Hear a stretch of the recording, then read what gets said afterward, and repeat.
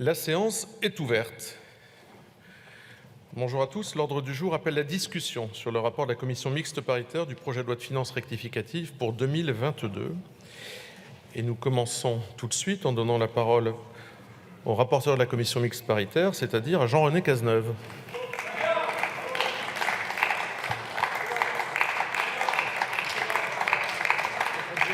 Ça va ?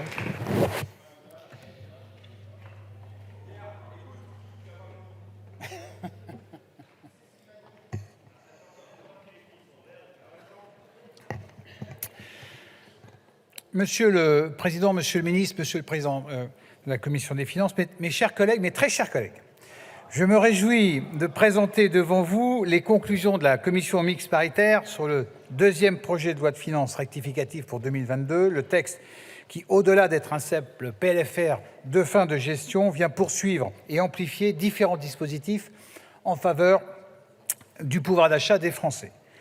Chèque énergie exceptionnel, prolongement de la remise à la pompe jusqu'au 15 novembre, soutien aux agriculteurs victimes des calamités agricoles, soutien aux Crous et aux universités pour payer les factures d'électricité. Je ne reviendrai pas en détail sur le contenu initial de ce PLFR que vous connaissez tous déjà très bien. Je souhaite plutôt m'arrêter sur les avancées issues de l'examen en première lecture de ce texte dans notre Assemblée. C'est grâce à un travail de co-construction et de dépassement des clivages partisans, tant en commission qu'en séance publique, que nous avons pu aboutir à de belles évolutions du PLFR. C'est ainsi qu'à l'initiative de nombreux groupes de cette Assemblée, le MoDem, le Parti socialiste, l'IOT, LR ou encore Renaissance, les Républicains, que nous avons adopté un certain nombre d'amendements que je vais vous citer, en tous les cas les principaux. L'affectation d'une fraction de 20% du produit de l'IFER photovoltaïque aux communes d'implantation afin de les encourager à s'engager encore plus dans la transition écologique. Le doublement des crédits en soutien à l'Ukraine, une aide exceptionnelle à la presse qui fait face à une hausse des prix du papier, une aide pour les ménages se chauffant au pellet de bois, une aide aux associations en faveur de l'aide qui font du soutien d'aide alimentaire, une hausse du budget MaPrimeRénov' pour encourager la rénovation thermique des logements, ainsi qu'un amendement pour améliorer la lisibilité de l'avis d'impôt des contribuables, mais aussi à l'initiative du président Coquerel, 8 millions d'euros pour revaloriser les personnels des centres municipaux de santé. Au-delà de ces ajouts issus de la première lecture à l'Assemblée nationale, je tiens à souligner les dispositions adoptées par le Sénat qui sont venues enrichir le texte sur plusieurs points qui n'avaient peut-être pas été suffisamment identifiés et qui ont fait l'objet d'un consensus lors de la CMP. Je pense à l'aide de 20 millions d'euros pour financer les projets d'insonorisation destinés aux riverains des aéroports. Je pense également à 100 millions d'euros débloqués pour améliorer l'état des ponts et de nos routes, une aide exceptionnelle. Je pense aussi à 50 millions d'euros de crédits fléchés vers les agences de l'eau, dont le rôle s'avère chaque jour plus essentiel que jamais.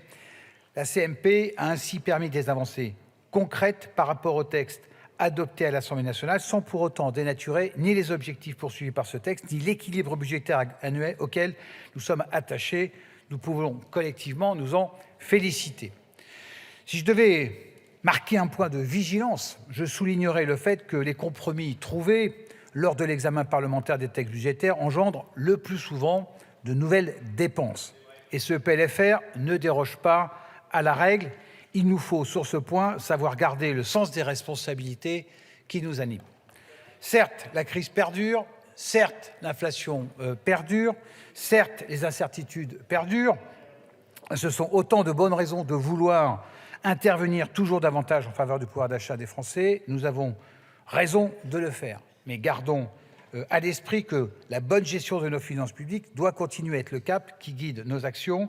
Nous ne pouvons nous permettre de sacrifier les générations futures en laissant croître notre déficit. Rappelons que la charge de la dette est de 50 milliards d'euros, soit plus que le budget de nos armées. Ceci étant dit, nous pouvons être fiers de tenir pour cette année notre objectif de solde public de 5% du PIB. Nous confirmons ainsi la cible fixée en loi de finances initiale 2020, malgré un contexte économique incertain, la preuve, s'il en fallait, de la résilience de notre économie et de l'efficacité de nos politiques économiques et sociales. Chers collègues, c'est la deuxième fois cette année sur 2 lois de finances rectificatives que l'Assemblée et le Sénat trouvent un compromis, permettant une adoption aussi rapide que possible. Ces accords en CMP, loin d'être gagnés d'avance, montrent que nos 2 assemblées, en sachant surmonter leurs différences, sont à la hauteur des enjeux et de leurs responsabilités. C'est, je crois, ce que les Français attendent. Je remercie mon homologue du Sénat, Jean-François Husson, pour la qualité et la sincérité de nos échanges. Je remercie tous les responsables des groupes politiques de cette Assemblée, ainsi que les administrateurs de la division B, d'avoir accompli un tel travail dans des délais particulièrement serrés. Et je vous remercie par avance, chers collègues, de l'adoption du texte issu de la CMP. Merci. Merci, monsieur le rapporteur. La parole au vice-président de la commission mixte paritaire, c'est-à-dire à monsieur Coquerel. Comme ça, le ministre pourra conclure.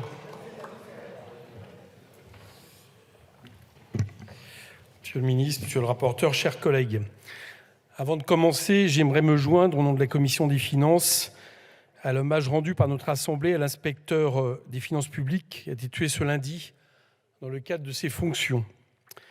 Mes pensées vont d'abord à ses proches.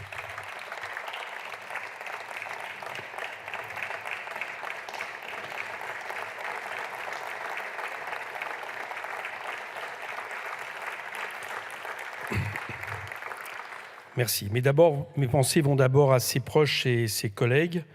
Et je sais que je peux associer tous les commissaires des finances et tous les collègues ici présents, et particulièrement à celle qui a été séquestrée avec lui et subi cette scène de violence. Cela doit nous rappeler que l'impôt est indispensable à un État, à ses mécanismes de solidarité, et que nous devons toujours faire en sorte qu'il y ait un consentement à l'impôt et que les agents qui sont chargés de le prendre soient protégés au mieux.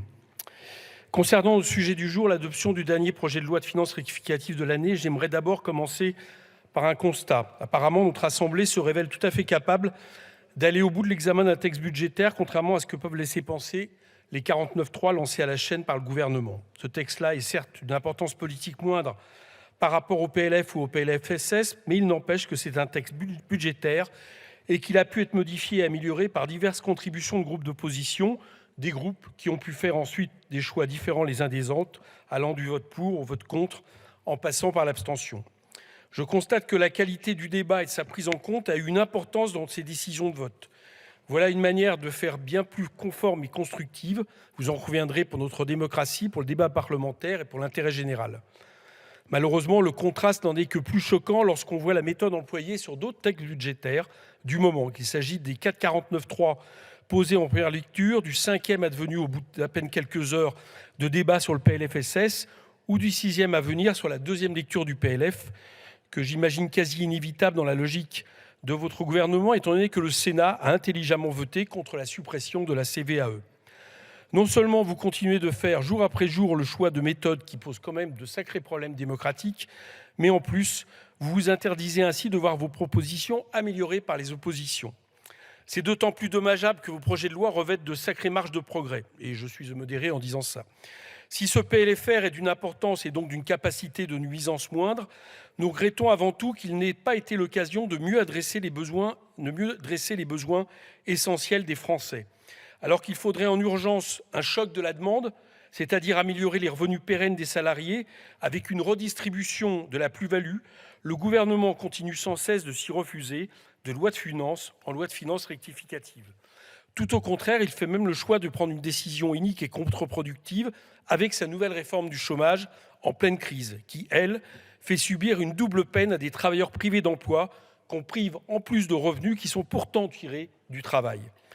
Ces choix idéologiques majeurs vont de pair avec l'évitement de certains sujets centraux du moment dont la gravité et l'urgence auraient dû appeler à une prise en compte dans les différents projets de loi rectificatifs au long de l'année. Je fais référence par exemple à la dramatique question du logement, mais aussi à celle des transports. J'ai ici une pensée notamment pour ce que vivent en ce moment les Franciliens, avec un système de transport public infernal et totalement saturé. Je crois que tous mes collègues qui ici utilisent les transports en commun ne pourront me contredire sur la situation vécue en ce moment, face auquel ils sont laissés sans issue ni perspective autre qu'une augmentation des prix. Pour en venir au texte rectificatif en lui-même et aux mesures qu'il contient, il faut lui reconnaître quelques qualités. Certaines de ces mesures vont dans le bon sens. C'est le cas des aides prévues pour faire face à l'augmentation des prix de l'énergie destinées aux universités mais aussi aux armées. C'est le cas des fonds débloqués pour faire face aux crises agricoles. D'autres mesures me laissent perplexe sur la méthode, mais restent, je dirais, mieux que rien en l'absence de mesures plus adaptées. Je pense ici au chèque énergie ou à la micro-ristourne sur le carburant, auquel j'aurais bien entendu préféré quelque chose de plus adapté et satisfaisant sur le long terme, impliquant entre autres le blocage des prix et une véritable taxation des profiteurs de crise. Je note enfin que nos travaux dans cette Assemblée et au Sénat ont permis d'améliorer notablement le texte, que ce soit via les amendements des groupes de la NUPES adoptés en première lecture, c'est-à-dire l'augmentation de l'aide alimentaire, la possibilité pour les communes de revaloriser les revenus de leur personnel soignant et l'ouverture des aides de crise pour le chauffage au bois, mais aussi via des apports significatifs du Sénat sur l'insonorisation aux abords des aéroports, la lutte contre les fuites d'eau ou encore l'amélioration des ponts et du réseau routier local. Comme je l'évoquais en introduction, je note l'intérêt du travail collectivement accompli sur ce texte dans un contexte où l'on veut nous faire penser que le Parlement et ses débats constitueraient un détail démocratique ou une perte de temps. Je formule donc le souhait que ces travaux servent de contre-exemple et confrontent le gouvernement à la réalité qui n'est pas celle d'une assemblée obstructrice, mais d'un exécutif excessivement autoritaire. Merci. Merci, Monsieur le Président. Monsieur le ministre délégué chargé des comptes publics, Monsieur Gabriel Attal.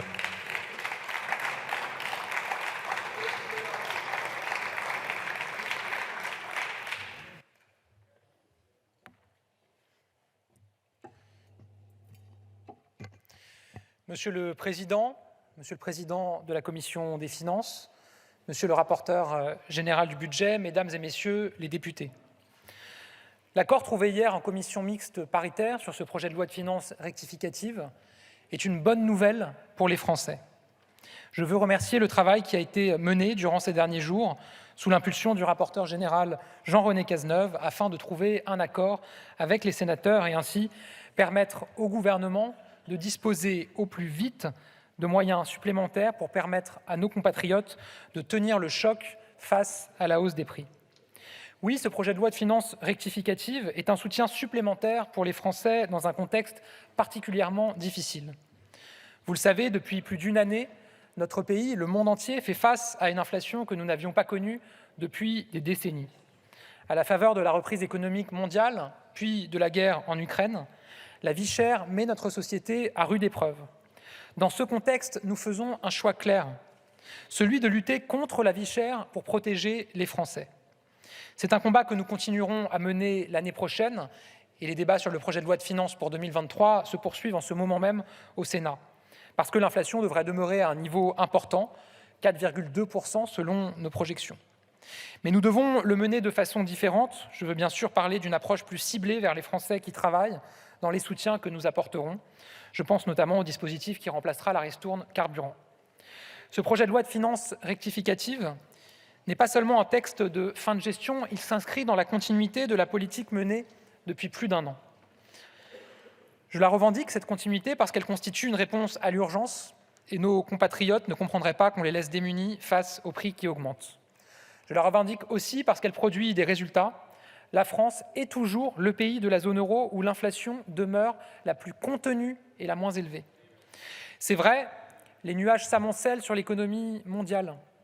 L'inflation, le risque d'approvisionnement énergétique, plus marqué encore chez certains de nos voisins, notamment allemands, la crise immobilière en Chine, l'Inflation Reduction Act porté aux États-Unis, qui fait peser un risque sur l'économie et l'industrie européenne, les incertitudes politiques sur la trajectoire des finances publiques italiennes et le risque potentiel sur la zone euro.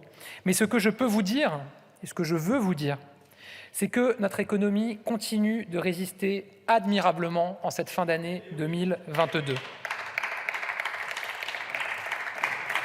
Il ne s'agit pas ici de dresser des satisfecit au gouvernement. de dire que c'est grâce à la majorité, c'est avant tout grâce aux millions de Français qui se lèvent le matin pour aller travailler, aux millions d'entrepreneurs qui créent de l'emploi dans notre pays, qui embauchent, qui investissent, aux Français qui continuent à regarder vers l'avant et à permettre à notre pays d'avancer. Et s'agissant de 2023, les prévisions qui viennent d'être formulées par le Fonds monétaire international sont elles aussi encourageantes.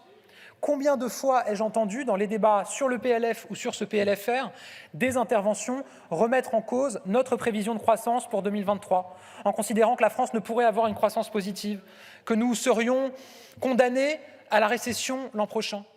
Le Fonds monétaire international vient de dire que notre prévision de croissance pour 2023 est atteignable, qu'elle est crédible. Il nous prévoit une croissance positive à la différence de plusieurs de nos voisins et nettement supérieure à celle qui est prévue pour la zone euro. Là encore, nous le devons au succès de notre économie, de nos entrepreneurs, de nos salariés, de toutes celles et de tous ceux qui la font vivre. Dans ce contexte, ce PLFR traduit d'abord une volonté de soutenir et de protéger. Je me réjouis qu'un compromis ait été trouvé hier autour de ces objectifs qui, me semble-t-il, dépassent largement les clivages partisans.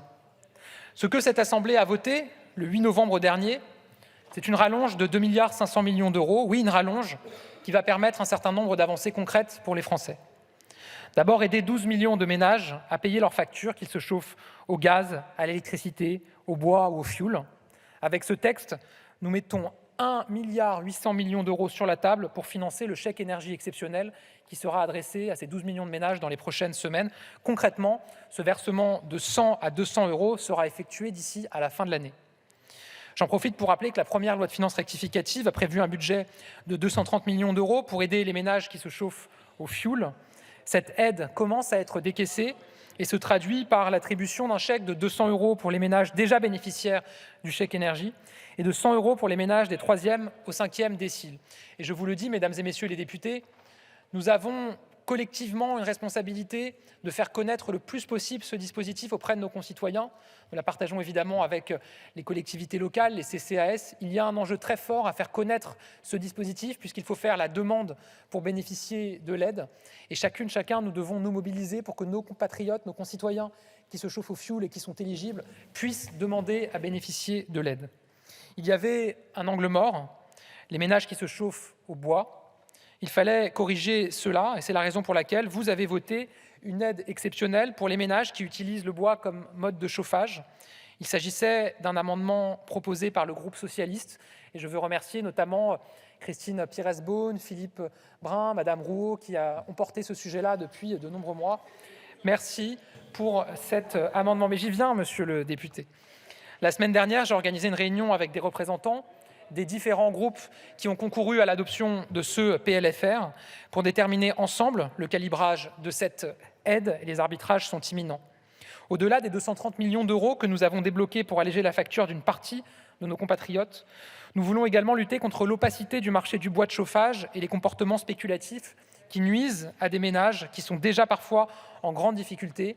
Nous y travaillerons avec la direction des fraudes, avec la DGCCRF, évidemment avec le concours des parlementaires, notamment de Madame Pires-Beaune qui a souhaité s'engager sur le sujet.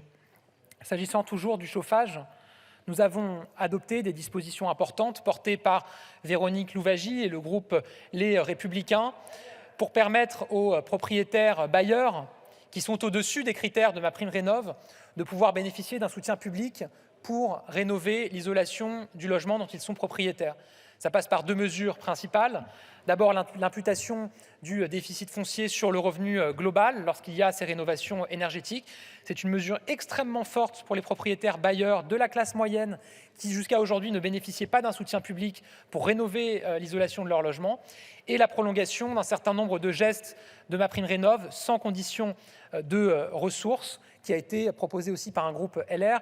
Là aussi, je sais que nous ne sommes pas au bout du chemin et que nous devrons avancer. C'est votre volonté réaffirmée sur de nouveaux barèmes qui favorisent les multigestes ou les rénovations globales pour bénéficier davantage aux classes moyennes pour qu'elles puissent être accompagnées. Je remercie Madame Louwagie et le groupe Les Républicains d'avoir porté ces mesures très importantes pour le quotidien des Français. Ce texte finance un autre choix que nous avons fait depuis le 1er avril, celui de soutenir les automobilistes. Il s'agit en réalité d'une régularisation puisqu'il s'agit d'une enveloppe qui vise à couvrir la rallonge de 2 semaines de la ristourne carburant qui s'est désormais achevée s'agissant des 30 centimes qui a été décidé par la Première ministre à la suite des grèves. Nous avons par ailleurs porté des mesures favorables à la continuité territoriale, à l'égalité entre les territoires. Et je veux saluer le groupe Liotte et Charles de Courson qui est ici pour l'amendement à 33 millions d'euros pour la dotation de continuité territoriale en Corse, une mesure importante attendue des Corses. Je salue également toutes les autres initiatives qui ont pu être prises. Ce PLFR est donc un texte dont les mesures contribueront à améliorer le quotidien de nos compatriotes. C'est aussi un texte de soutien aux opérateurs de l'État. Je pense notamment aux universités, aux établissements de recherche et aux Crous, afin de les aider à faire face à la hausse des prix de l'énergie. Nous avons ainsi prévu un fonds de 275 millions d'euros immédiatement débloqué au bénéfice des opérateurs du ministère de l'Enseignement supérieur et de la Recherche. Dans la même logique, nous débloquons 200 millions d'euros d'ouverture de crédit pour les frais de carburant exceptionnels du ministère des Armées. Et vous me permettrez évidemment de saluer, d'avoir une pensée pour nos militaires aujourd'hui en opération extérieure. N'oublions jamais que quand nous prenons des décisions, nous les prenons aussi pour les soutenir dans leur action absolument essentielle à la stabilité du monde. Et parce que les prix des produits alimentaires connaissent une inflation particulièrement forte, nous avons également retenu les 40 millions supplémentaires pour l'aide alimentaire que vous aviez voté. Là aussi, un amendement du groupe socialiste le proposait, qui permettront d'aider de très nombreux Français cet hiver. Au total, ce sont donc 2,5 milliards d'euros qui sont mis sur la table pour aider les Français et certains opérateurs de l'État à faire face au choc énergétique. Mais il ne s'agit pas uniquement de parer à l'urgence. Il s'agit aussi, au travers de ce texte, de procéder à un certain nombre d'ajustements de fin de gestion avec le souci permanent de tenir les comptes publics. Au global, les ouvertures de crédits auxquelles nous procédons pour assurer de nouvelles dépenses, de l'ordre de 5 milliards d'euros, sont compensées par des annulations de crédits d'un montant identique. Autrement dit, le texte tel qu'il va, je l'espère, être adopté définitivement par le Parlement, est un texte d'équilibre budgétaire hors dépenses exceptionnelles liées à la crise de l'énergie. La principale ouverture de crédit, à hauteur de 2 milliards d'euros, permet de poursuivre le développement de la formation professionnelle et de l'apprentissage. 2 milliards d'euros de crédit, donc, que nous ouvrons pour financer France Compétences, afin d'aider chaque Français à construire son avenir professionnel. Autre ouverture significative, 1,1 milliard d'euros pour la mission défense, afin de financer le soutien militaire que nous apportons à l'Ukraine. Je veux d'ailleurs souligner à cet égard les 100 millions d'euros supplémentaires que vous avez votés. Je fais référence au vote d'un amendement du gouvernement, également porté par Charles de Courson et le groupe Liotte, ou par le député Benjamin Haddad, s'agissant du groupe Renaissance. Permettez-moi enfin de revenir sur les modifications introduites par le Sénat et retenues dans le cadre des travaux de la CMP qui s'est réunie hier. Nous avons intégré un amendement du groupe de l'Union centriste qui prévoit d'abroger la réforme de la répartition du produit de la taxe d'aménagement entre les communes et leurs groupements. Je rappelle que l'article 109 de la loi de finances pour 2022 avait rendu obligatoire le reversement de tout ou partie de la taxe d'aménagement entre les communes et les EPCI en fonction des charges d'équipement public assumées par chacune de ces collectivités. Par ailleurs, des crédits supplémentaires ont été intégrés. Crédits supplémentaires pour lutter contre les nuisances aéroportuaires. Nous avons ainsi intégré un amendement du sénateur Vincent Capo-Canellas avec 20 millions d'euros qui seront utilisés pour financer des projets d'insonorisation destinés aux riverains des aéroports. Crédits supplémentaires pour les maisons France Service avec une hausse de 12 500 000 euros pour le programme Impulsion et coordination, la politique d'aménagement du territoire. Et je veux saluer évidemment le succès des maisons France Service qui se développent partout sur le territoire national. Nous avons choisi également d'accorder des moyens supplémentaires au financement de nos infrastructures, avec 50 millions d'euros pour la rénovation des ponts et 50 millions d'euros pour l'entretien des routes. S'y ajoute une enveloppe de 50 millions d'euros pour les agences de l'eau. Pour consacrer ces crédits supplémentaires, des amendements de levée de gages sont prévus. Ils seront examinés dans cet examen et j'y donnerai un avis favorable. L'ajustement de l'article d'équilibre sera également effectué en conséquence. Tout cela, je le redis, nous le finançons sans céder un pouce de terrain au laisser-aller budgétaire. En effet, 2022 n'est pas seulement l'année du combat contre la vie chère, c'est aussi l'année du combat pour des comptes bien tenus avec un déficit stabilisé à 5% du PIB. Cette maîtrise des comptes est possible grâce à une économie qui résiste, grâce à l'engagement et au travail de chacun. Avec ce projet de loi de finances rectificative, nous aidons les Français à se chauffer, à se déplacer, nous aidons nos étudiants et nos chercheurs à travailler dans de bonnes conditions. Nous soutenons les banques alimentaires, nous finançons la bataille du plein emploi et nous assumons notre choix de nous tenir aux côtés du peuple ukrainien. Ces objectifs, je pense qu'une immense majorité de Français les soutient, parce que les Français n'ont tout simplement pas les moyens d'attendre. Je terminerai avec un point de méthode, comme l'ont fait le président Coquerel et le rapporteur général du budget Cazeneuve. Oui, ce texte nous montre que nous sommes capables d'adopter, je l'espère, un texte budgétaire sans 49.3. Je pense que cela tient à la méthode qui a été employée. Et c'est vrai qu'avant même son passage en Conseil des ministres, son examen par le Parlement, j'ai souhaité que nous puissions échanger avec les différents groupes de l'opposition pour d'abord leur présenter les mesures, mesurer quelles étaient leurs attentes aussi et les ajouts qu'ils pourraient porter dans ce texte. Et je l'ai montré, des ajouts ont été portés par plusieurs groupes de cet hémicycle à ce texte. Je pense que c'est aussi une forme de continuité du dialogue qui a été engagé via les dialogues de Bercy.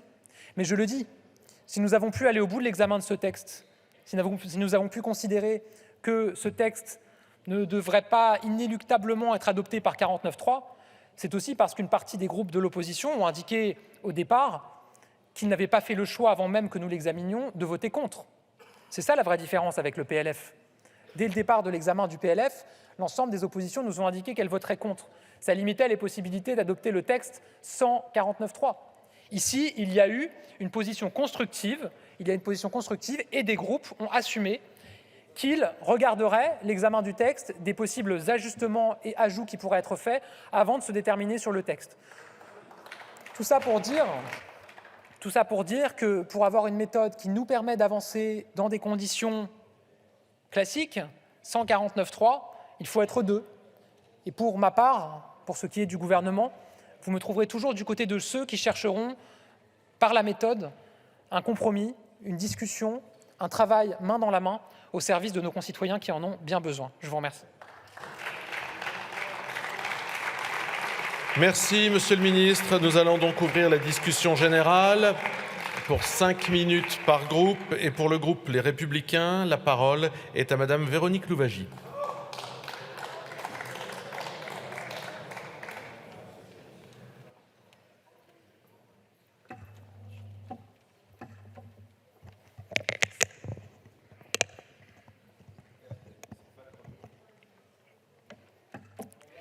Monsieur le Président, Monsieur le Ministre, Monsieur le Président de la Commission des Finances, Monsieur le rapporteur général, mes chers collègues.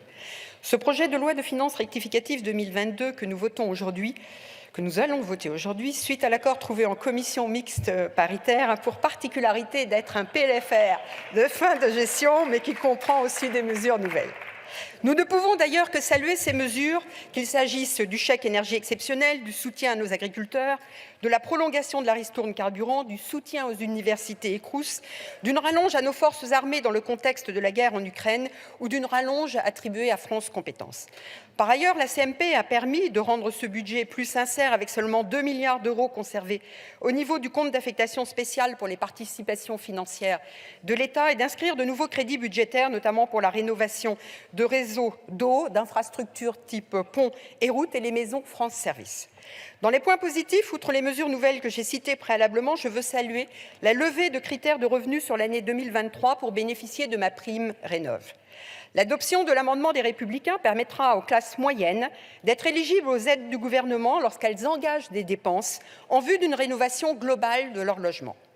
Par ailleurs, les 29 millions d'euros de crédits supplémentaires pour améliorer ma prime Rénov' vont permettre de mener une politique plus ambitieuse en faveur de la rénovation thermique des logements. Le doublement du déficit foncier imputable sur le revenu global pour les bailleurs qui engagent des travaux de rénovation énergétique de leur logement devrait contribuer à réduire le nombre de passoires énergétiques. Je veux saluer l'initiative de Thibault Bazin, un de nos collègues qui proposait ce dispositif depuis plusieurs années. Enfin, je me réjouis que nous ayons permis d'obtenir une aide exceptionnelle de 230 millions pour soutenir les Français qui se chauffent au bois et qui subissent une hausse insupportable du prix des pellets. Tout cela démontre que les députés Les Républicains ont su peser pour obtenir des avancées utiles aux Français. Pour autant, le dispositif Ma Prime Rénov', dont nous avons beaucoup parlé, est encore très loin des objectifs attendus. Plusieurs points doivent impérativement être revus, et vous l'avez d'ailleurs souligné, Monsieur le Ministre, et je vous demande également d'en être le relais auprès de Monsieur le Ministre du Logement. Il nous faut en premier lieu revoir les plafonds de ressources, les barèmes en matière de rénovation thermique des logements. Il nous faut également simplifier le dispositif pour diminuer le taux de non-recours à MaPrimeRénov'. J'en veux pour preuve le rapport accablant de la défenseure des droits à l'égard de ce dispositif MaPrimeRénov'. Les nombreuses plaintes sont le reflet des nombreuses difficultés rencontrées par les particuliers et nous prouvent que le gouvernement doit faire beaucoup mieux pour réduire le nombre de passoires thermiques de notre pays. Pour le reste, notre principale critique sur ce PLFR et sur le PLF 2023 porte sur le renoncement du gouvernement à s'attaquer au rétablissement rapide de nos comptes publics. Et ce, alors que notre niveau de déficit à 5% du PIB jusqu'en 2025 reste très inquiétant. Sur ce point, je m'appuierai sur deux éléments, un international et un local. Au niveau international, le Fonds monétaire international, dans son rapport annuel consacré à la France, publié il y a quelques jours, vous exhorte à un rééquilibrage budgétaire qui doit passer par la réduction de nos dépenses courantes en engageant des réformes structurelles. Comme l'indique le FMI, le gouvernement français doit agir davantage sur les dépenses que sur les recettes, car le taux de prélèvement obligatoire en France est déjà bien trop élevé. Or, le gouvernement n'a engagé aucune réforme en la matière. Le FMI recommande en effet des réformes structurelles et pérennes plutôt que de simples mesures d'austérité, en évoquant une réforme globale des retraites, l'achèvement de la réforme de l'assurance chômage, la rationalisation des dépenses fiscales, la réduction des effectifs de la fonction publique, la suppression des doublons dans l'administration et la simplification des régimes de minima sociaux. Je ne fais que citer le FMI. Tout cela nous montre à quel point le plan de sobriété bureaucratique proposé par les Républicains est indispensable. Ce plan prévoyait de réduire de 20 milliards d'euros les dépenses à échéance 2025 et de 10 milliards d'euros à échéance 2027. Hélas, vous avez botté en touche en indiquant « passé, il n'y a rien à voir ». Et au lieu d'enclencher la débureaucratisation de notre pays, ce PLFR valide un relèvement du plafond de 907 agents au niveau de l'État et de 174 au niveau de ses opérateurs. Et c'est à ce stade que j'évoque le point local. J'étais lundi à une manifestation de remise de médailles à des agents du centre hospitalier de l'Aigle, une ville que vous connaissez, Monsieur le Ministre, puisque vous y étiez venu il y a quelques années. Et pour échanger avec ces agents, il leur a apparu complètement déconnecté d'avoir dans ce PLFR 80 recrutements dans les ARS, alors que les besoins en termes de santé sont dans les hôpitaux. Et là encore, le gouvernement ne mesure pas les enjeux des besoins et les priorités. Alors que nous devons engager une diminution des effectifs dans les administrations centrales et répondre aux attentes dans les fonctions opérationnelles des services publics, le gouvernement fait tout l'inverse et cela se mesure dans ce PLFR. Au regard de l'ensemble de ces points, les députés Les Républicains s'abstiendront sur ce deuxième PLFR 2022. Je vous remercie. Merci Madame la députée. Pour le groupe démocrate, la parole est à Monsieur Mohamed Lakila.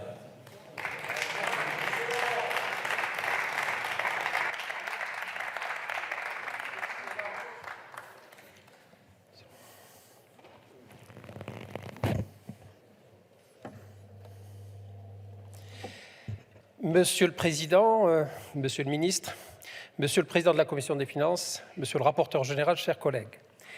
Permettez-moi d'abord, Monsieur le Ministre, chers collègues, au nom de mon groupe et à mon nom personnel, de m'associer à l'hommage rendu au chef de brigade de vérification du fisc, assassiné dans le Pas-de-Calais ce lundi 21 novembre, alors qu'il effectuait tout simplement sa mission de service public. Ravi de prendre la parole sur les conclusions de la commission mixte paritaire relative à ce second projet de loi de finances rectificative pour 2022. Je souhaiterais faire de ce texte l'étendard, le symbole même du travail de co-construction au sein de notre Parlement et en profiter pour remercier les deux rapporteurs généraux, Jean-René Cazeneuve pour notre Assemblée et Jean-François Husson pour le Sénat, de la qualité de leur travail et de leur volonté du compromis permettant cet accord entre nos deux chambres. À l'Assemblée nationale, d'abord, où gouvernement, majorité et opposition ont su avancer ensemble sur différents sujets. Le plus emblématique d'entre eux, l'enveloppe de 230 millions d'euros prévue pour le versement d'un chèque énergie exceptionnel aux ménages chauffant au bois et aux pellets de bois, idée défendue par nombre de groupes de cette Assemblée et mise en œuvre par l'adoption d'un amendement de nos collègues socialistes, cette gauche raisonnable, Dès les prochaines semaines, nombre de ménages recevront ainsi une aide de l'État pour se chauffer, les mettant à égalité avec ceux se chauffant au gaz, à l'électricité ou encore au fioul. Dès décembre, pas moins de 40% des ménages pourront bénéficier de 100 € au plus d'aide de l'État pour faire face à leurs factures énergétiques. Aussi, vous connaissez, mes chers collègues, mon appétence pour les sujets fiscaux en général et sur la fiscalité du logement en particulier. Et même si bien évidemment ce PLFR de fin de gestion n'est pas le véhicule législatif approprié, nous restons persuadés au groupe démocrate de la nécessité de réaliser une réforme systémique sur ce sujet. Ravi, disais-je, donc, je voudrais ici saluer l'adoption par notre Assemblée du doublement du plafond du déficit foncier pour les travaux de rénovation énergétique proposé par notre excellente collègue Louwagie, appartenant à cette droite raisonnable aussi, allié au maintien de ma prime réno pour l'ensemble des ménages, avec un recentrage sur les rénovations globales. Ce budget rectificatif permettra un nouvel élan pour la rénovation énergétique des bâtiments, condition nécessaire d'atteindre de nos objectifs en matière environnementale. De même, lors de la navette, 13 articles ont été ainsi adoptés, conformes par le Sénat.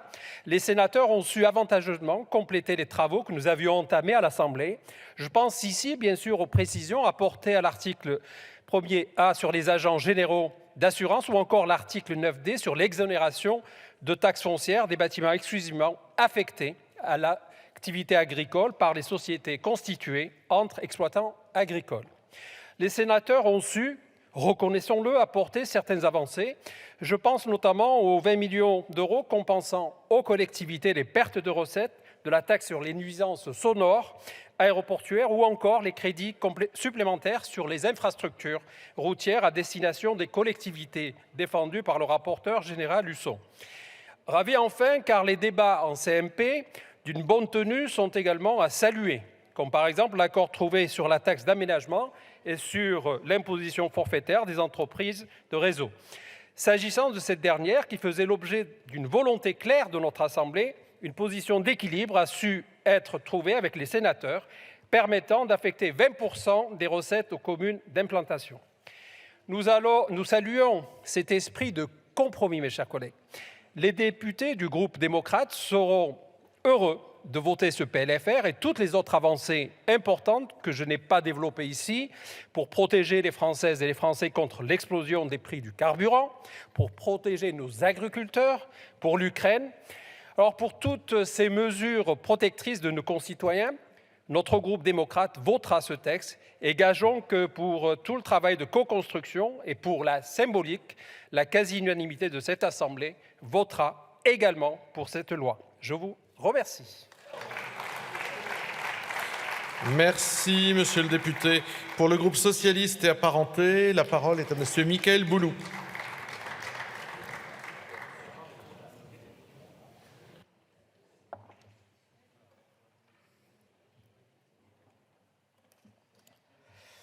Monsieur le Président de la Commission, Monsieur le rapporteur général, Monsieur le Ministre, la représentation nationale est à nouveau appelée à se prononcer sur la deuxième version du projet de loi de finances rectificative pour 2022, à l'issue de la commission mixte paritaire conclusive d'hier. Ce PLFR2 est le seul texte budgétaire de la présente session ordinaire à ne pas avoir été soufflé par le coup de tabac du 49.3. S'étant passionné de windsurf, de vagues et de vent, que je vais tenter un parallèle. En cas de gros temps, les windsurfers s'adaptent aux vagues, même lorsqu'elles sont fortes, en choisissant le meilleur angle et en s'accordant avec le vent, la houle et les ressacs. Force est de constater que ce gouvernement préfère souvent rester sur le rivage, timoré et camper sur ses positions. Alors que la Première ministre nous avait promis d'être rompue à l'art du compromis, la voici qui, trop souvent, compromet cet art et rompt toute discussion. Seul rescapé, ce PLFR2, sans doute parce qu'il s'agit d'un texte budgétaire de fin de gestion, sans forte ambition, cantonné à des mesures de rééquilibrage des finances publiques. Mais prenons acte. Un compromis a été trouvé sur ce texte qui, déjà à l'origine, contenait plusieurs éléments utiles. des moyens supplémentaires pour les universités, les unités de recherche, les Crous, le monde agricole ou encore nos armées, et la création de 2 chèques énergie exceptionnels, dont l'un, rappelons-le, vient des votes des oppositions en juillet dernier. De surcroît, plusieurs mesures que nous avons proposées à gauche de cet hémicycle ont été retenues. Ainsi, le groupe socialiste et apparenté est satisfait de la création de la mission sur le reste à charge dans les EHPAD, qui devra être conduite par notre collègue Christine Pires-Beaune, pour que l'hébergement des personnes dépendantes en établissements spécialisés ne représente pas un coût prohibitif. Nous serons particulièrement attentifs à ce que cette mission aboutisse. De même, notre groupe a obtenu qu'un chèque énergie exceptionnel soit accordé aux ménages se chauffant aux pellets et aux bûches, à l'instar de celle accordée pour le chauffage au fioul. Nous attendons aussi avec impatience les résultats des enquêtes contre les pratiques spéculatives qui sont peut-être à l'origine de l'explosion des prix du bois.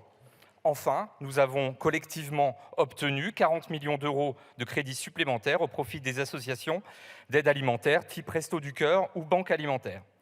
Nous espérons que ces mesures permettront aux Françaises et aux Français les plus précaires de garder la tête hors de l'eau. Malgré cela, j'attire à nouveau votre attention sur nos craintes, sur l'hiver social qui arrive. Je crains que votre mobilisation contre la précarité ne soit pas assez forte. Nous avons vu l'annonce du ministre des Solidarités sur le déblocage de 10 millions d'euros d'aide alimentaire aux étudiants. Pouvez-vous nous confirmer que ce sont bien 10 millions supplémentaires en plus de ces 40 millions ? Tout cela, c'est mieux que rien, mais on ne peut s'en satisfaire. Des chèques ne peuvent pas remplacer des augmentations de rémunération. Il faudra que nous rediscutions rémunération, et en particulier sur le SMIC, dans cet hémicycle. En complément, je ne peux m'empêcher de faire le parallèle avec le texte réformant l'assurance chômage et comparer le montant des chèques de ce PLFR et les économies faites sur le dos des demandeurs d'emploi. Donner d'une main et retirer de l'autre, les Françaises et les Français vont finir par s'en apercevoir. Par ailleurs, s'il est parfois animé, voire agité ou tendu, notre hémicycle est le cœur battant de notre démocratie. Le débat avec l'opposition ne doit pas être empêché par une série de 49.3 planifiés des semaines à l'avance, pendant que l'Élysée se moque des travaux de l'Assemblée. Les compromis que nous avons pu trouver sur ce texte doivent être un enseignement pour le gouvernement. Quand on cherche activement des compromis, on peut en trouver. J'espère que vous vous en souviendrez pour la suite et avez compris la recette pour les prochains textes. Arrêtez de diminuer les recettes de l'État, arrêtez de faire des lois qui font des cadeaux de milliards aux entreprises sans contrepartie et qui oublient l'urgence climatique ou préparent le saccage des retraites, et on pourra discuter. Dans ces conditions, et au vu des avancées, et pour appeler le gouvernement à la sérénité des débats sur les textes législatifs à venir, le groupe socialiste et apparenté ne s'opposera pas à ce texte et s'abstiendra. Merci. Merci, monsieur le député. Pour le groupe Horizon et apparenté, la parole est à madame Lise Magnier.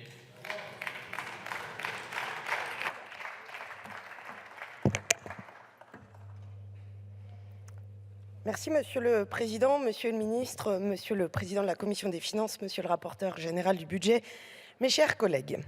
Les députés du groupe Horizon et apparenté, dont je porte la voix aujourd'hui, se félicitent de l'accord trouvé en commission mixte paritaire hier sur ce second projet de loi de finances rectificative de l'année.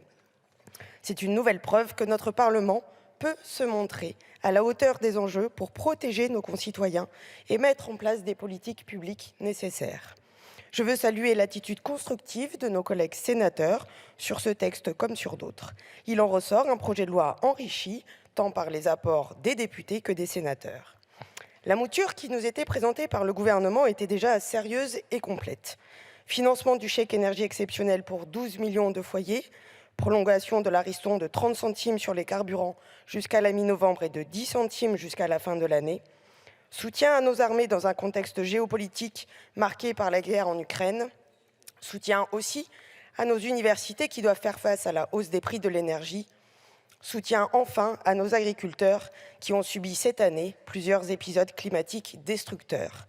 Ainsi, bien plus qu'un collectif de fin d'année classique, ce PLFR porte des mesures de soutien indispensables dans le contexte économique que nous connaissons. L'examen à l'Assemblée nationale puis au Sénat aura bien permis de compléter ce texte par des mesures significatives. Conformément à la demande de tous les groupes politiques, ou presque, le gouvernement a émis un avis favorable à la sanctuarisation d'une enveloppe de 230 millions d'euros à destination des ménages se chauffant au pellet et bûches de bois, comme nous l'avions fait à l'été pour ceux se chauffant au fioul. Cette aide spécifique à destination de ces ménages était attendue et nous espérons qu'elle se matérialisera le plus rapidement possible. Dans le même temps, nous souhaitons vivement que la DGCCRF continue les contrôles et s'assure que les pratiques de spéculation qui pourraient exister soient sanctionnées et prennent immédiatement fin. Notre Assemblée a également adopté un amendement permettant de débloquer 40 millions d'euros supplémentaires au profit des associations habilitées à l'aide alimentaire, mais aussi 33 millions d'euros supplémentaires pour contribuer au financement des délégations de services publics maritimes et aériennes en Corse.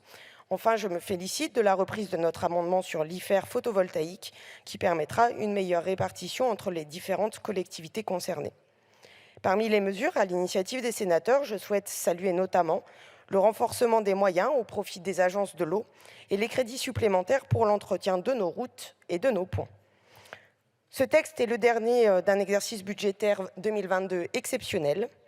Le contexte international et la forte inflation, notamment sur les carburants et l'énergie, nous aura conduit à adapter tout au long de l'année nos dispositifs pour protéger au mieux nos concitoyens, nos entreprises et nos collectivités.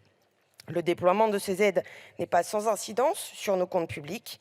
Et aussi nécessaires soient-elles, les mesures de soutien ont un coût élevé et ne pourront être maintenues indéfiniment, au risque de fragiliser la soutenabilité de notre endettement public. Heureusement, la trajectoire sera malgré tout tenue et nous nous en félicitons. Mes chers collègues, bien évidemment, le groupe Horizon et Apparentés votera en faveur de ce second projet de loi de finances rectificative pour 2022. Je vous en remercie. Merci, Madame la députée. Pour le groupe écologiste, la parole est à Madame Christine Arrigui.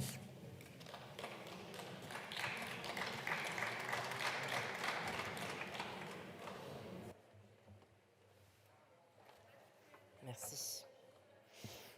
Monsieur le ministre, Monsieur le président de la Commission des finances, Monsieur le rapporteur, chers collègues, ce texte de compromis de la commission mixte paritaire sur le projet de loi de finances rectificative prévoit des ouvertures de crédits au budget général de 13 milliards d'euros en autorisations d'engagement, soit le montant retenu lors de la lecture du texte au Sénat, et 12,8 milliards d'euros en crédits de paiement, soit un peu moins de ce qui était retenu en lecture au Sénat.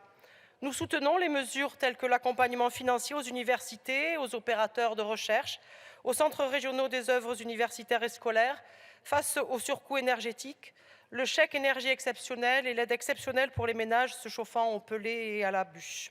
Cependant, nous regrettons que la commission mixte ait supprimé la mesure introduite par le Sénat qui prévoyait l'affectation entière de la hausse des recettes du produit des amendes forfaitaires aux collectivités territoriales pour le financement des opérations destinées au transport en commun et à la circulation.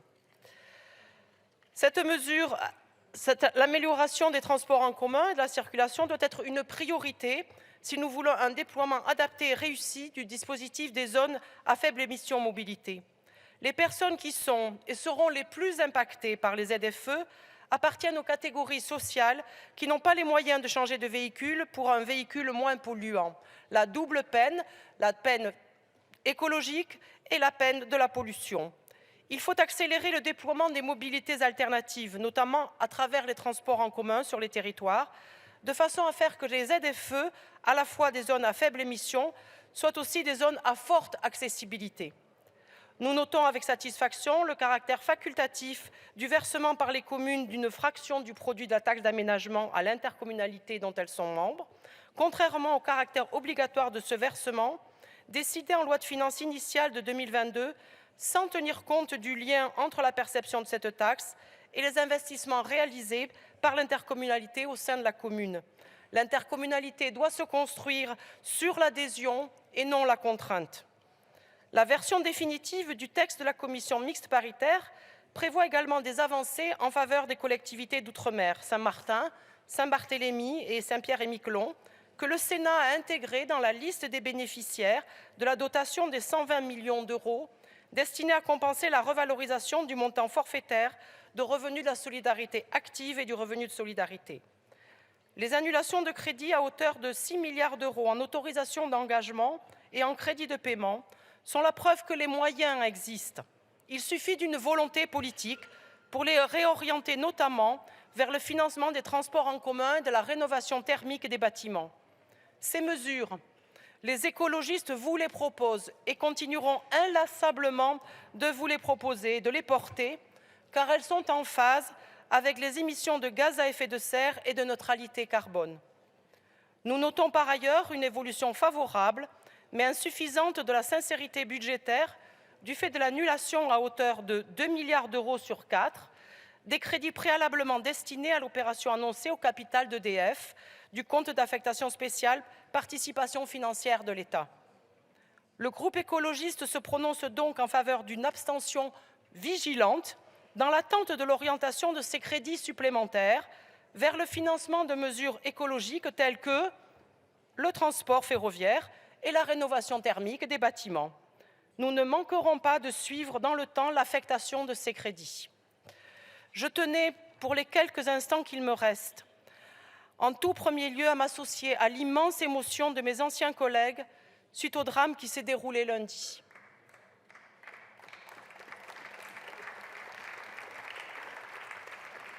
Mes pensées vont à sa famille et à la collègue qui en a réchappé, dont le traumatisme est profond et restera extrêmement profond. Toute la collectivité, toute la communauté de la Direction générale des finances publiques, dont j'étais il y a très peu de temps, s'associe à cette peine, s'associe à ce drame de personnes qui faisaient leur métier, dont une est morte et l'autre sera traumatisée à vie. Je vous remercie. Pour le groupe GDR, M. Jean-Marc Tellier.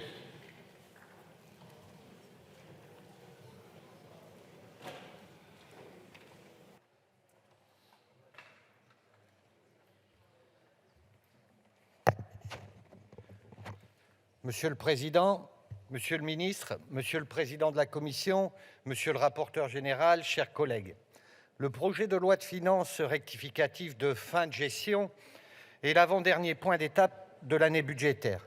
Nous sommes amenés aujourd'hui à nous prononcer sur un texte issu de la commission mixte paritaire, un texte sans grande surprise, assez proche de sa version initiale, en tout cas identique dans sa philosophie.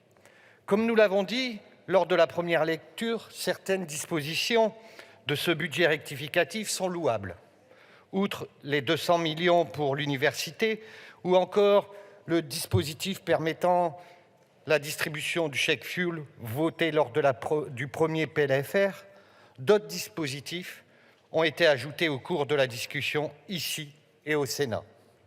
Je me félicite notamment du vote de 2 amendements de nos collègues de la NUPES, l'un portant sur les pellets de bois, un mode de chauffage très répandu chez beaucoup de nos concitoyens, ainsi que l'amendement visant à permettre aux communes de verser la prime Ségur dans les centres municipaux de santé, ou encore les 40 millions d'euros pour les banques alimentaires.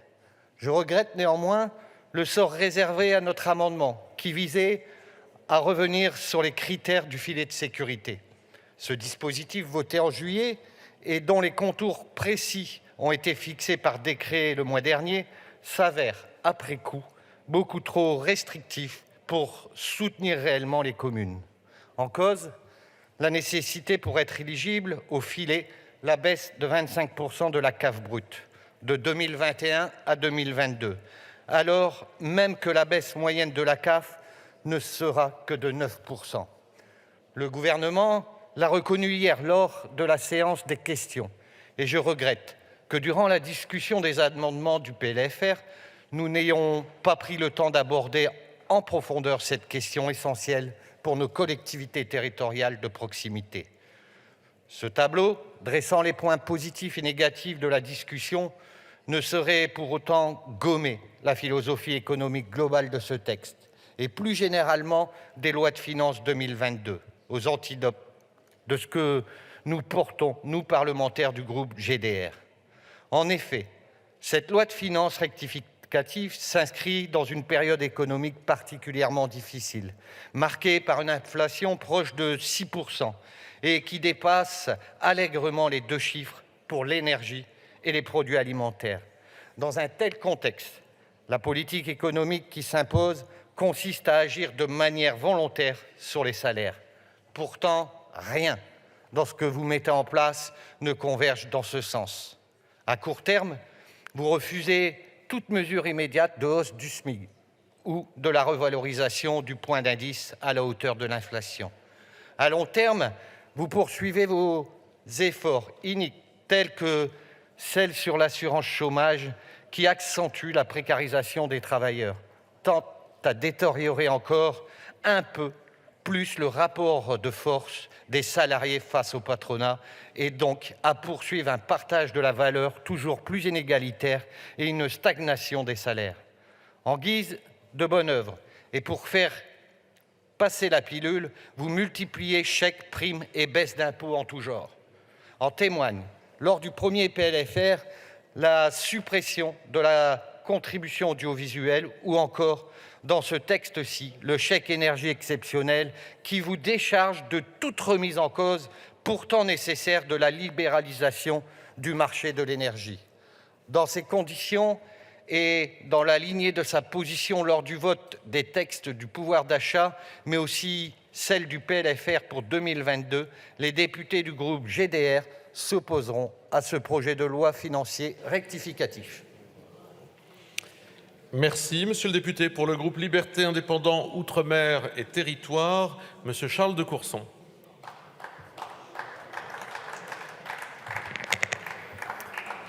Monsieur le Président, Monsieur le Ministre, Monsieur le Président de la Commission des Finances, Monsieur le rapporteur général, mes chers collègues, je commencerai directement. Notre groupe votera très majoritairement en faveur du texte issu de la CMP parce que nous avons été partiellement entendus sur plusieurs points et parce que le gouvernement est devenu raisonnable, comme dirait notre collègue Lakhia. Car le gouvernement a enfin compris qu'il n'est plus majoritaire et qu'un dialogue constructif avec les oppositions raisonnables, dirait notre collègue Lakhia, et qui sont largement majoritaires, est désormais indispensable si l'on veut éviter le blocage de l'institution. Nous saluons notamment l'extension du chèque énergie, la dotation de 2 milliards pour l'apprentissage, la création du chèque fuel et ainsi que du chèque bois, demandé notamment par plusieurs collègues, dont notre collègue Negelen, de 230 millions d'euros chacun, le soutien aux banques alimentaires de 40 millions d'euros, ou encore la revalorisation des personnels des centres municipaux de santé pour 8 millions d'euros. Notre groupe se félicite par ailleurs des avancées qu'il a obtenues ou contribué à obtenir. Je pense notamment au soutien pour l'Ukraine, à hauteur de 100 millions d'euros supplémentaires, l'augmentation de 33 millions d'euros de la dotation de continuité territoriale pour la Corse et la nouvelle répartition de l'IFR photovoltaïque au profit des communes à partir de 2023. Je pense aussi à la mise en œuvre de la compensation aux départements en raison de la revalorisation du RSA au 1er juillet 2022, adoptée en loi de finances rectificative numéro 1 à l'initiative de notre groupe. Toutefois, Monsieur le Ministre, ne vous réjouissez pas trop vite. Notre vote ne constitue en rien un blanc-seing à votre gestion des finances publiques. Monsieur le Ministre, vous procédez dans ce PLFR à des annulations essentiellement de constatation. L'annulation de 2 milliards au titre des moindres appels en garantie de l'État est en trompe-l'œil, car la sinistralité des entreprises repart à la hausse. Les crédits annulés aujourd'hui seront réouverts demain. Il en va de même des 2 milliards d'annulation de dotation au capital obtenus par le Sénat.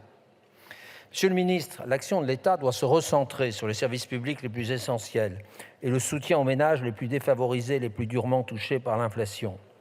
L'éducation nationale, la défense, la justice et l'écologie sont des priorités.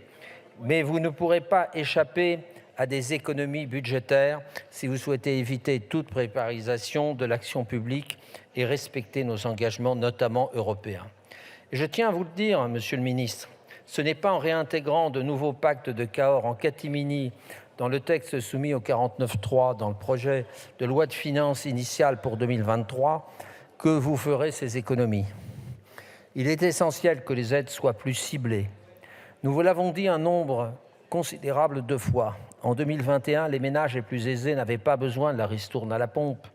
La crise sanitaire a mobilisé les finances de l'État, et c'est très bien. Mais la crise actuelle nous pousse à des dépenses exceptionnelles, certes. Mais la consolidation des finances de l'État ne doit plus attendre au moment où la dette publique atteint un peu plus de 111% du PIB. Nous l'avons dit hier. Aujourd'hui, c'est le FMI qui vous le dit. Contrairement à ce qu'on nous dit, le déficit structurel s'établit à 4,2% du PIB, comme nous l'a indiqué le Haut Conseil des finances publiques, et non pas à 3,7%. Monsieur le ministre, ce matin, sur France Inter, vous vous félicitiez que notre déficit ait été réduit depuis 2020. Mais 2020, ce n'est pas une référence, car c'était le temps du Covid et du quoi qu'il en coûte. Dois-je vous rappeler que le déficit était alors, en 2020, de 178 milliards et qu'il sera fin 2022 de 173 milliards. Nous sommes bien loin des 153 milliards prévus en LFI pour 2022.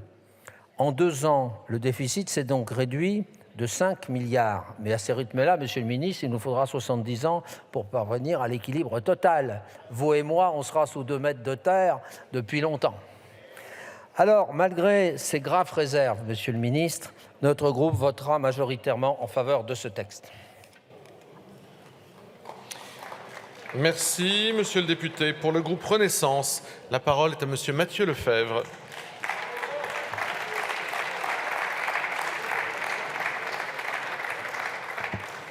Merci, Monsieur le Président.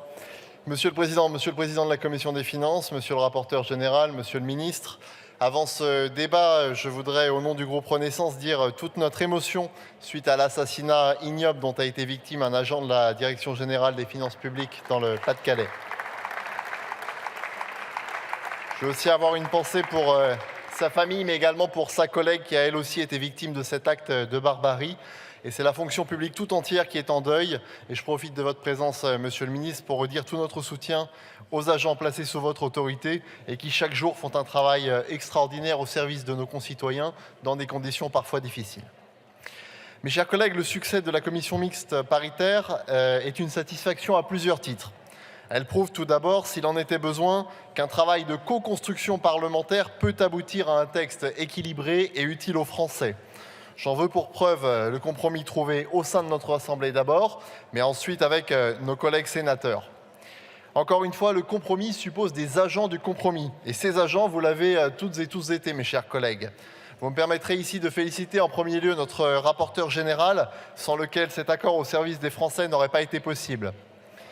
Vous me permettrez également de saluer l'esprit de consensus du ministre des Comptes publics, dont l'ouverture a permis d'accéder à des demandes parlementaires majeures. Je pense ici, ça a été rappelé, à l'amendement de notre collègue Benjamin Haddad, qui double le fonds de soutien à l'attention de nos compatriotes ukrainiens, mais aussi à celui du groupe Renaissance, qui permet de sécuriser le financement des chambres de commerce. Je pense à l'amendement du groupe socialiste pour aider nos concitoyens, en plus du chèque énergie exceptionnel que permet de financer ce projet de loi, de faire face à l'envolée des prix des pellets et des bûches, mais également en faveur des banques alimentaires. Je pense aussi à l'amendement du groupe républicain, qui permettra de renforcer les dépenses de rénovation énergétique des logements. Je pense aussi à l'amendement du président Coquerel qui permet de revaloriser les personnels des centres municipaux de santé. Sans cet état d'esprit constructif, sans cette volonté de tendre la main d'un côté et de la recevoir de l'autre, ces avancées pourtant indispensables n'auraient pu voir le jour. Au fond, ce texte suffit à démontrer ce que nous savions déjà. Proposer vaut mieux que s'opposer. S'agissant du Sénat, les travaux coordonnés par le rapporteur général Husson ont permis d'apporter des réponses à des défis de premier ordre, à l'instar de l'insonorisation des habitations des riverains à proximité des aéroports, et notamment de l'aéroport d'Orly, mais aussi à l'indispensable rénovation de nos infrastructures routières. C'est cet état d'esprit de responsabilité et de sérieux qui a permis et présidé à la réussite de ce texte, et je suis convaincu que nous pourrons, à l'avenir, travailler à l'élaboration de compromis en sens inverse, c'est-à-dire, comme vous l'avez rappelé, Madame Louwagie, au service de l'indispensable réduction de nos dépenses publiques. Naturellement, j'ai bien conscience que cette réussite ne vaut pas, vous l'avez rappelé, Monsieur de Courson, quitus au gouvernement de sa gestion budgétaire pour l'année 2022. Mais je crois que nous pouvons néanmoins nous réjouir collectivement de la détermination intacte du gouvernement à protéger les Français du fardeau de l'inflation comme des conséquences directes et indirectes du conflit en Ukraine. Et nous pouvons, je crois, nous réjouir que cet effort de protection inédit soit compatible avec le respect d'une trajectoire budgétaire maîtrisée, précisément parce qu'elle s'appuie sur la bonne résistance de notre économie. Et en effet, si le gouvernement est aujourd'hui en capacité d'ouvrir un montant substantiel de crédits fondé sur les besoins que nous avons identifiés en fin de gestion, leur financement s'appuie sur de bonnes nouvelles en matière de recettes, ce qui traduit à la fois la grande résistance de l'économie française malgré les bouleversements économiques de l'année 2022, mais aussi ce nouveau dogme que nous pouvons rappeler haut et fort, c'est que plus on baisse les impôts, plus les recettes publiques augmentent. Et je suis, pour ma part, intimement convaincu que cette résistance de l'économie française, elle n'est pas le fruit du hasard, mais que les capacités de notre économie à affronter les chocs, elles ont été renforcées depuis 2017, précisément par les baisses d'impôts sur les ménages et sur les entreprises, ainsi que par la mise en œuvre de réformes de long terme, notamment en matière de formation et de marché du travail. La toute récente de la réforme de l'assurance chômage en est le parfait exemple. De la même manière, les choix faits depuis 1 an pour protéger les ménages et les entreprises face à l'inflation ont été efficaces. Les comparaisons européennes sont, de ce point de vue, éloquentes. Au fond, dans un univers politique et économique aussi mouvant que le nôtre, ce texte nous démontre, et cette fin de gestion nous démontre que réformer n'est pas une option, n'est plus une option, mais que c'est au contraire une condition essentielle pour affronter les défis de notre temps. Pour l'ensemble de ces raisons, le groupe Renaissance votera évidemment en faveur de ce texte tel qu'issu de la commission mixte paritaire. Je vous remercie. Merci, monsieur le député. Il reste 2 intervenants. On va essayer de les écouter dans le calme. Et pour 5 minutes, pour le groupe Rassemblement National, Alexandre Sabatou.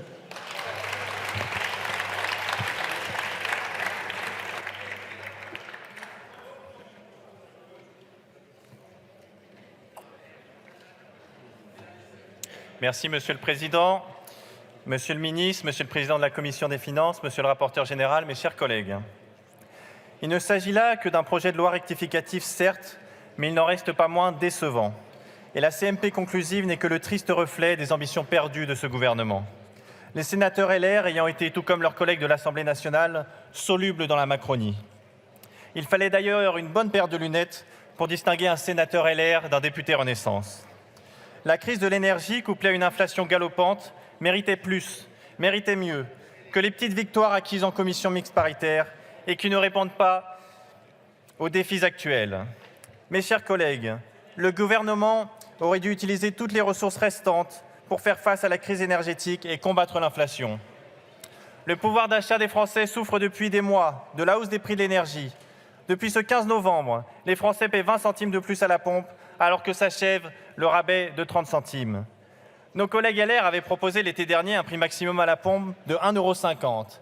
Ils étaient déterminés, fiers de proposer un amendement différent de ceux du RN. Mais comme toujours, ils se sont couchés comme un seul homme devant le gouvernement, enterrant définitivement leurs mesures dans le PLFR, tel un clou refermant leur cercueil. Ils nous avaient pourtant juré qu'ils se battraient pour le pouvoir d'achat des Français. Mais les LR, comme nous nous y attendions, s'abstiennent, soutenant de fait le budget de ce gouvernement. Nous, au groupe Rassemblement National, nous voulons répondre aux vraies difficultés des Français. Nous vous avions alerté depuis longtemps de cette dérive inflationniste. Je ne vais pas vous rappeler les mesures phares du programme présidentiel de Marine Le Pen, vous les connaissez par cœur à présent.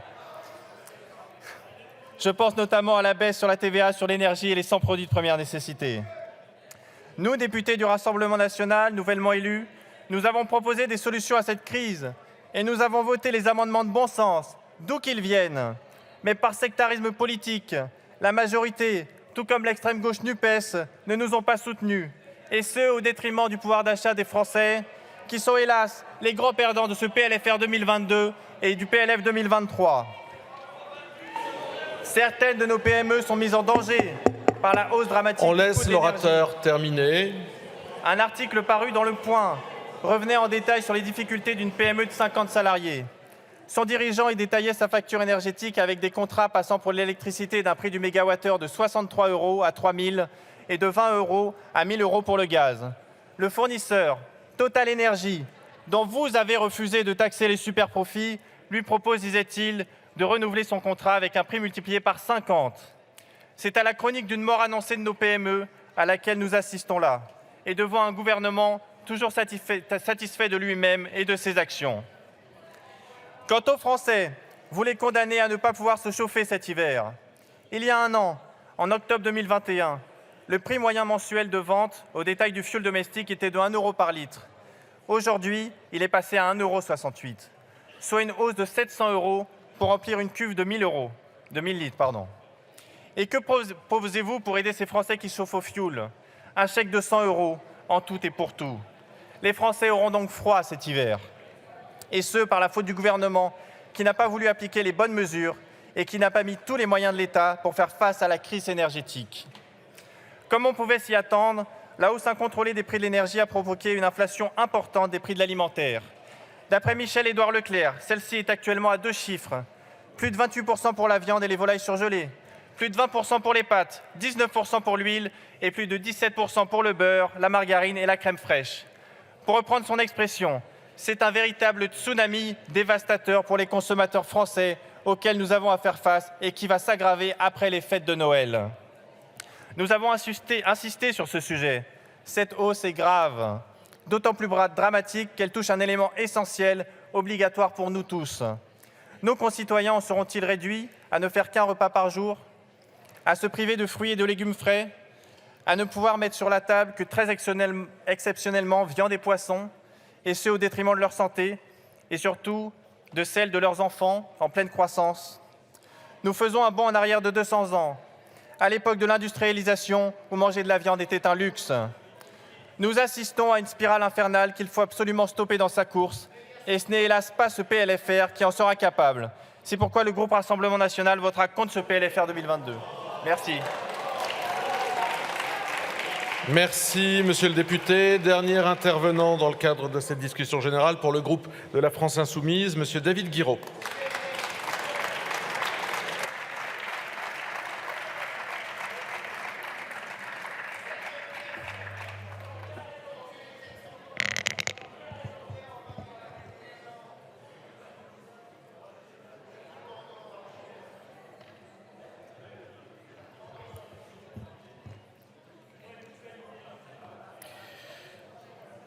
Bien, Monsieur le Président, Mesdames et Messieurs les ministres, chers collègues, dans ce projet de loi de finances rectificative, nous avons arraché plusieurs centaines de millions d'euros.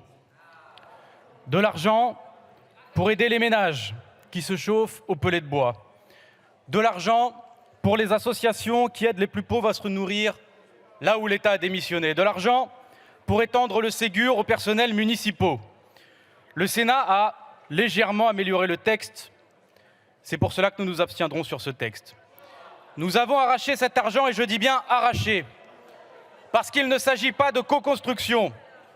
Ces amendements sont adoptés parce que l'Assemblée nationale, dès qu'elle n'est pas tyrannisée par le 49.3, va au bout de son travail et vous impose des crédits supplémentaires parce que vous êtes minoritaire. Vous avez déclaré, Monsieur le ministre, que notre pays résiste admirablement bien à la crise. C'est une erreur monumentale. Et vous le savez, les Français sont en train de mordre la poussière. Ce n'est pas une impression, ce n'est pas un sentiment, c'est une réalité. Parce qu'au troisième trimestre 2022, quand vous rapportez le salaire mensuel des Français par rapport à l'augmentation des prix, il a diminué de 2%. La vie chère est un fléau qui est en train de balayer des millions de nos concitoyens. La vie chère, c'est 13% d'augmentation des prix dans les grandes surfaces. La vie chère, c'est plus 10% d'augmentation des prix alimentaires. La vie chère, c'est l'explosion des refus de prêts bancaires. La vie chère, c'est l'humiliation quotidienne des Français quand ils se privent des petits plaisirs de la vie, quand ils ne peuvent pas nourrir correctement leurs enfants, quand on leur vole du temps de travail parce qu'ils doivent payer l'inflation avec. C'est la raison pour laquelle la nouvelle Union populaire écologique et sociale ne cessera jamais de défendre les seules mesures capables de répondre durablement à l'appauvrissement généralisé de notre pays, avec notre campagne contre la vie chère qui exige l'augmentation des salaires, l'augmentation des minima sociaux, l'augmentation des payes des fonctionnaires, l'augmentation du SMIC et la taxation des superprofits. Vous êtes responsable de l'effondrement en cours et à venir parce que vous vous trompez. Parce que l'effondrement est à venir et que la crise est durable. Alors que la précarité étudiante continue d'exploser, vous êtes responsable parce qu'elle tue les rêves, Elle casse le moral, les ambitions et les études de notre jeunesse parce que vous refusez notre proposition de taxe sur les plus hauts patrimoines pour financer une allocation d'autonomie, pour libérer les jeunes de cet enfer qu'est la pauvreté. Vous protégez les riches héritiers. Vous-même qui dites à chaque fois défendre la méritocratie, vous défendez l'héritocratie. Vous êtes responsable de la colère devant les stations-service parce que vous avez poussé la provocation jusqu'à annuler la ristourne de 20 centimes à la pompe le 16 novembre, c'est-à-dire le jour anniversaire des Gilets jaunes, dont certains ont perdu leurs yeux parce qu'ils avaient raison de lutter contre la vie chère. Et le 31 décembre, vous allez définitivement couper les aides au carburant. Vous nous annoncez une aide qui ne concerne plus que, vous le disiez, les gros rouleurs, sous-entendu ceux qui travaillent avec leur voiture. Mes collègues, dans les campagnes, tout le monde est un gros rouleur. Dans les quartiers et dans les villes, où vous avez fermé des écoles, fermé des maternités, où les médecins sont partis et où les grandes surfaces ont poussé au détriment des services de proximité, tout le monde est un gros rouleur. Non, les Français ne vont pas bien, sauf ceux qui ont le privilège d'être protégés par le président des riches. À l'heure où vous expliquez que pour payer la crise, les Français vont devoir se tuer au travail avec une réforme des retraites ignoble et que les chômeurs toucheront toujours moins, eh bien ceux qui touchent des dividendes ont atteint un pic, 44 milliards d'euros de dividendes distribués aux actionnaires cette année. C'est une honte. C'est une honte parce que votre politique est la suivante. Vous faites payer un impôt caché aux classes populaires qui s'appelle On laisse l'orateur terminer et dans vous le calme. distribuez des recettes secrètes aux plus riches qui s'appellent exonération fiscale. C'est une politique de classe, agressive, qui détruit les solidarités et qui détruit aussi nos petites et moyennes entreprises. Et puisque c'est une politique de classe, nous assumerons, aujourd'hui nous assumons et demain nous assumerons notre soutien aux salariés de ce pays qui se mettront en grève pour défendre leur dignité et leurs conditions de travail. Bien. Eh bien, c'était le dernier orateur. Sur le vote de l'ensemble du projet de loi, je suis saisi par le groupe Renaissance et par le groupe Gauche démocrate et républicaine d'une demande de scrutin public. Le scrutin est annoncé dans l'enceinte de l'Assemblée nationale.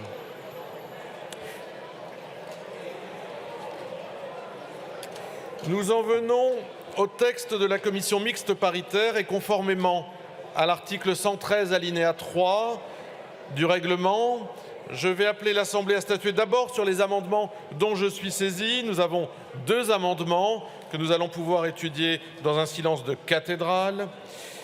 Un amendement numéro 1 présenté par le gouvernement. Est-ce que Monsieur le ministre voulait nous le présenter ? Oui, très rapidement, c'est l'article d'équilibre de ce texte qui prend acte du compromis qui a été trouvé en commission mixte paritaire et donc des levées de gages sur les crédits supplémentaires qui ont été ouverts. Monsieur le rapporteur général. Avis favorable, Monsieur le Président. Merci de cette intervention.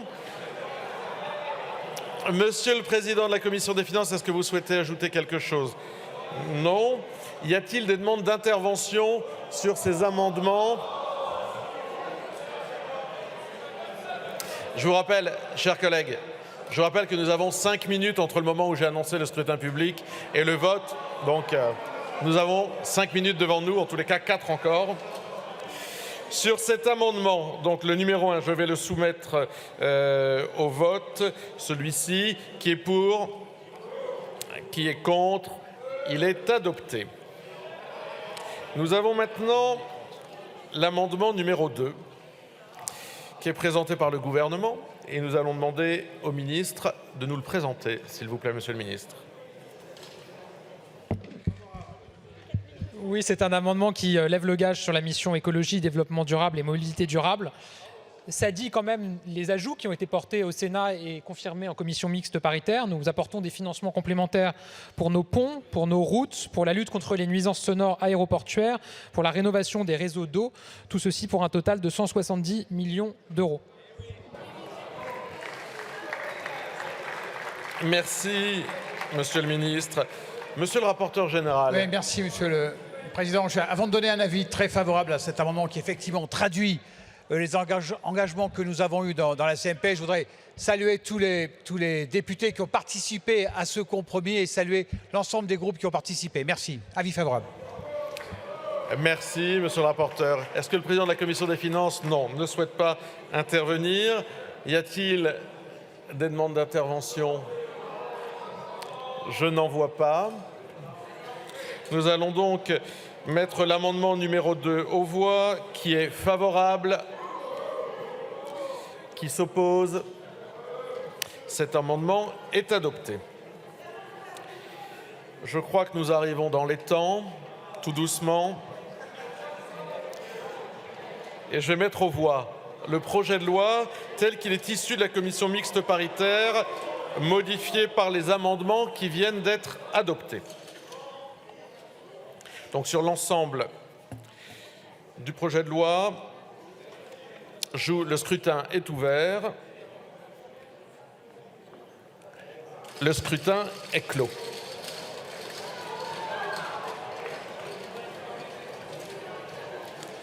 Merci. Alors, votant 361, exprimé 247, majorité 124, pour 187, contre 60. L'Assemblée nationale a adopté. Prochaine séance, demain à 9 h. Ne me laissez pas complètement seul le temps que je vous indique les sujets dont nous allons parler. La proposition de résolution créant une commission d'enquête sur les révélations des Uber Files. Proposition de loi visant à augmenter le salaire minimum à 1 600 €. Proposition de loi constitutionnelle proposant le droit à l'IVG. Proposition de loi visant à abolir la corrida. Proposition de loi réintégrant les personnels de santé non vaccinés. Proposition de loi instaurant une allocation d'autonomie. Proposition de loi créant un corps de fonctionnaires pour les accompagnants d'élèves en situation de handicap. Proposition de loi constitutionnelle relative au référendum d'initiative partagée. Proposition de résolution relative à l'égalité entre les citoyens par une loi de développement pour les Outre-mer. Proposition de loi sur la rénovation thermique des logements. Proposition de loi relative à la concentration dans les médias. Proposition de loi relative à l'accès à l'eau. La séance est levée.